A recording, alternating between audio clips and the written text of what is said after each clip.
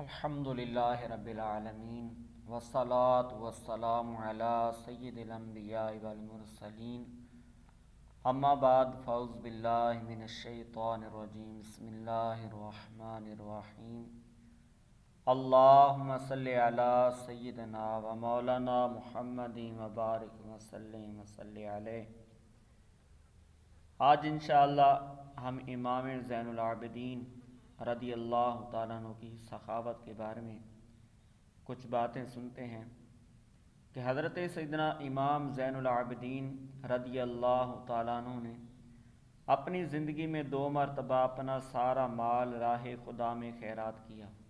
آپ کی سخاوت کا یہ عالم تھا کہ آپ مدینہ پاک کے بہت سے غریبوں کے گھروں میں اس طرح چھپے طریقوں سے رقم بھجوایا کرتے تھے کہ غریبوں کو خبر ہی نہیں ہوتی تھی کہ یہ رقم کہاں سے آتی ہے، مگر جب آپ رضی اللہ تعالیٰ عنہ کا انتقال ہو گیا تو ان غریبوں کو پتہ چلا کہ یہ امام زین العابدین رضی اللہ تعالیٰ عنہ کی سخاوت تھی۔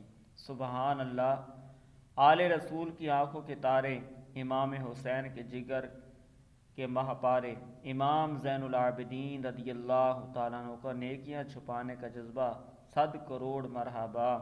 اسی طرح اور بھی حضرات گزرے ہیں کہ جو چھپا کر خیرات کرتے اور اس قدر کوشش فرماتے تھے کہ لینے والا یہ نہ جان سکے کہ کس نے دیا ہے۔